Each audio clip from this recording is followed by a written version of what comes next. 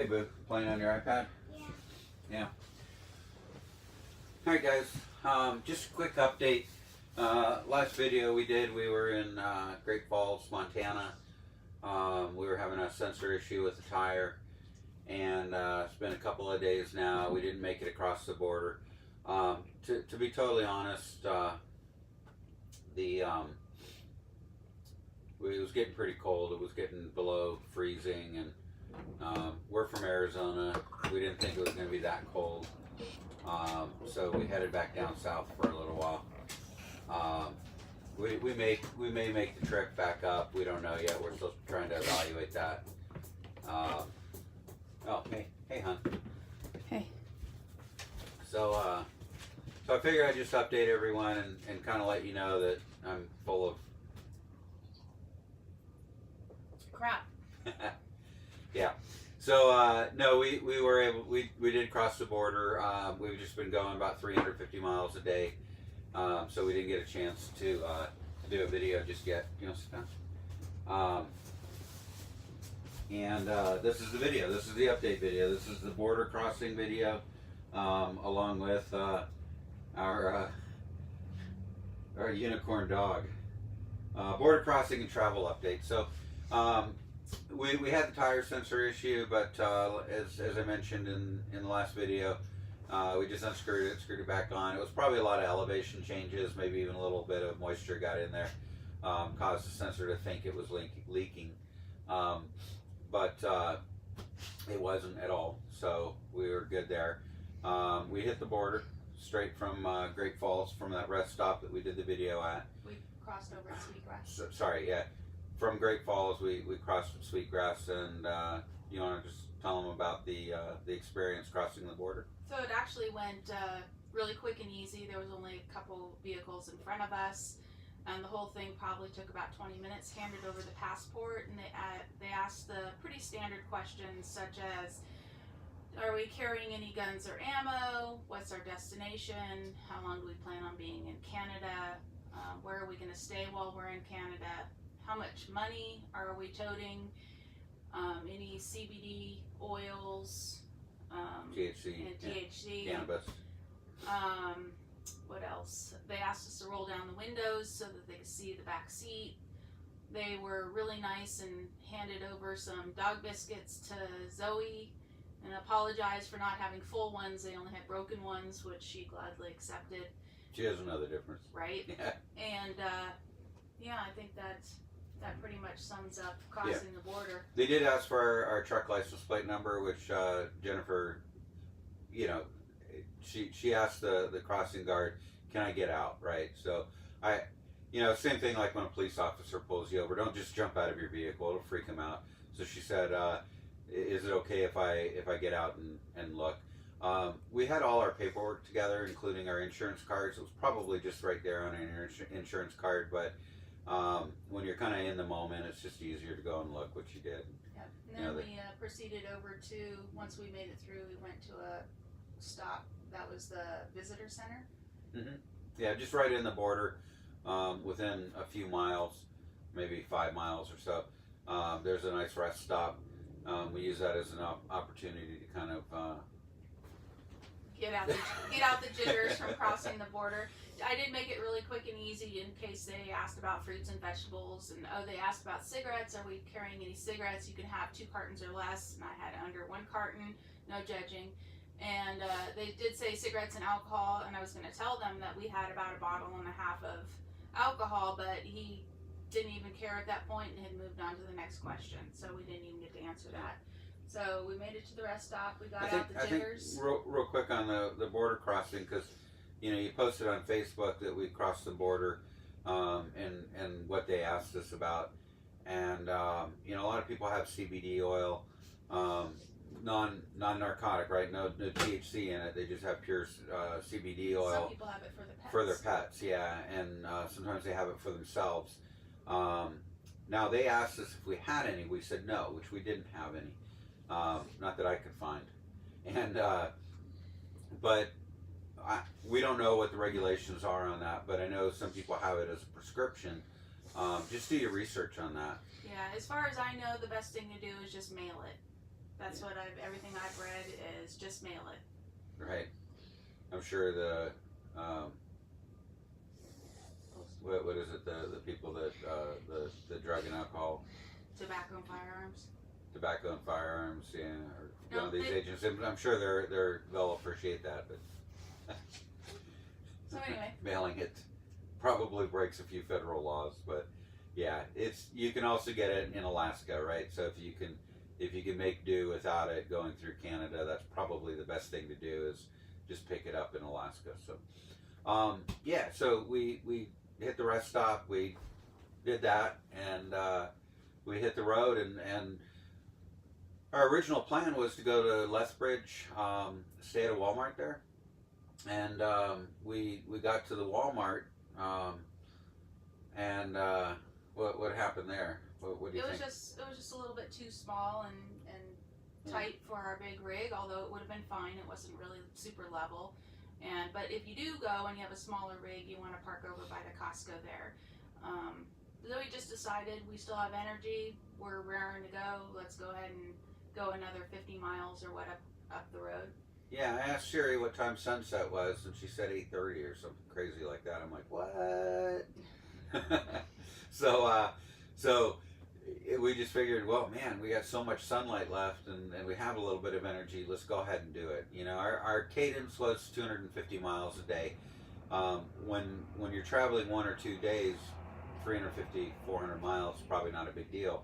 Even more for some people, smaller rigs. But knowing that we were going to be on the road for a couple of weeks, we didn't want to push it and burn ourselves out too soon or too quick.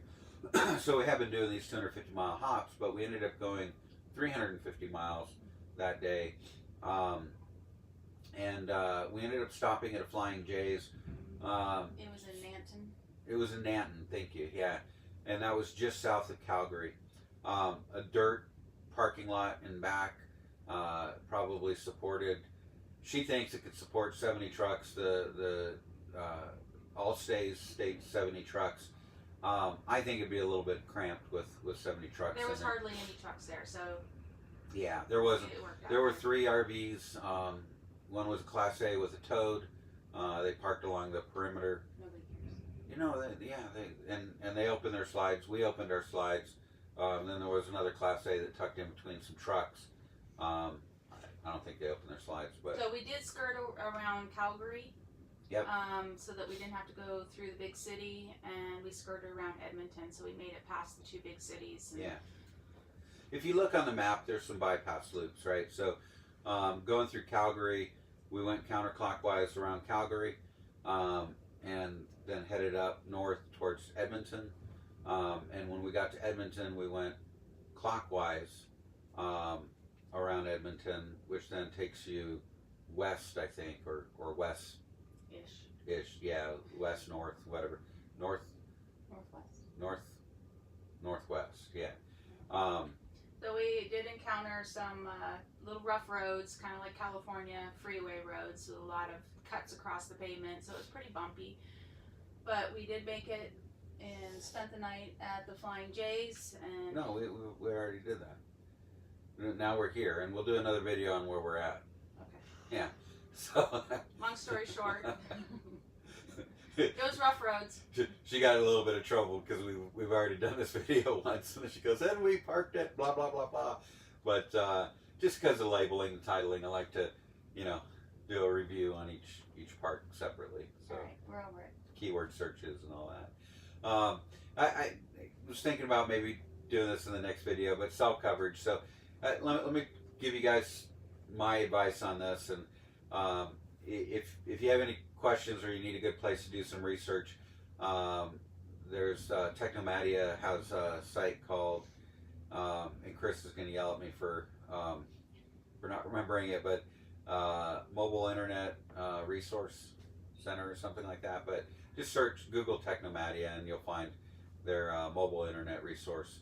And they go through all the different cellular technologies, so they have a lot of plan information and a lot of other useful information. They do have some international travel information on there as well.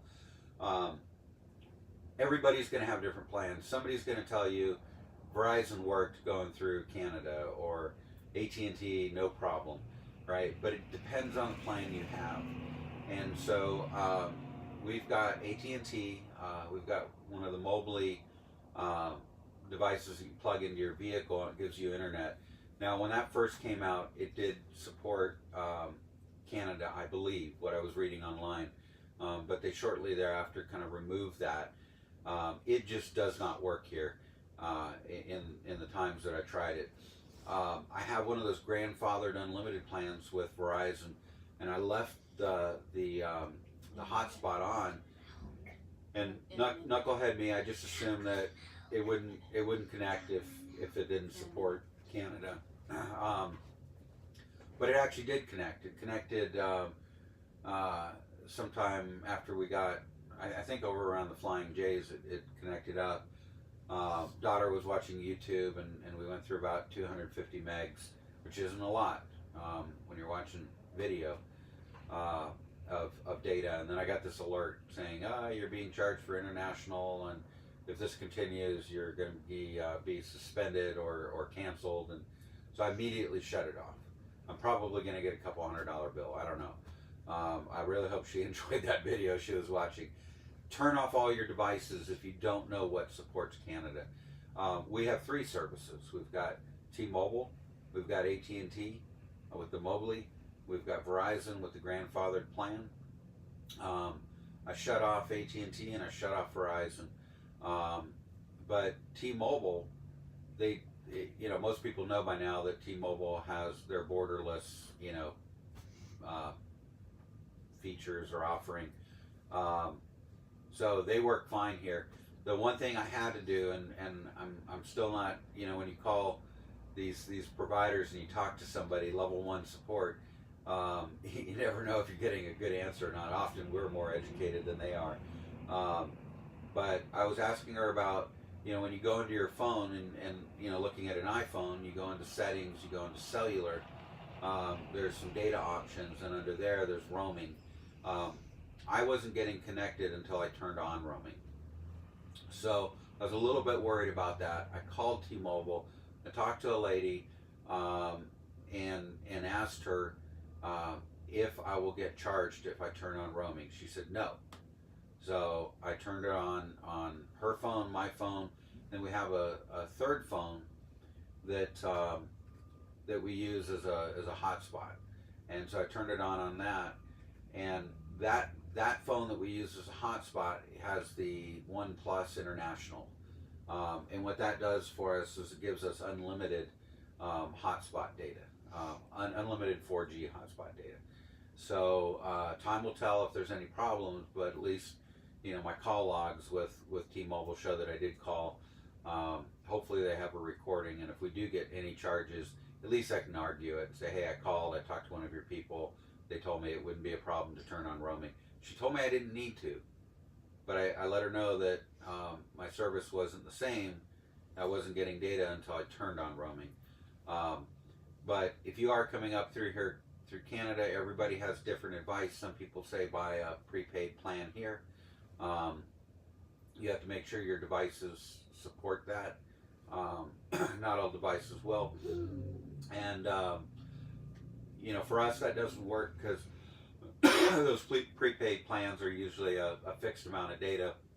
We blow through, tens of gigs watching streaming video. It's the only thing that keeps Christina kind of, entertained in the truck. Is watching Daily Bumps. Plug for Daily Bumps. So yeah, just shut off your devices if you're not sure. And kudos to T-Mobile for supporting Canada, and we've had really great service so far. Right, we've not been in an area on these main interstates where we haven't had connectivity. As we get to the Alcan, that might change, but so far so good. So anything else to add? Nope. Okay, I did half the video on cell coverage, but I think it's an important point because that could cost you several hundred, if not thousands of dollars, especially with companies like Verizon that want to gouge you. Really? All right. That's it. I don't own you anymore. I never owned you. You're not my friend. Alright guys, we'll do one more video on where we stayed today, or last night I should say. And other than that, safe travels if you're coming up here, and peace out. Bye. I had to walk up here and turn it off. We're not editing videos.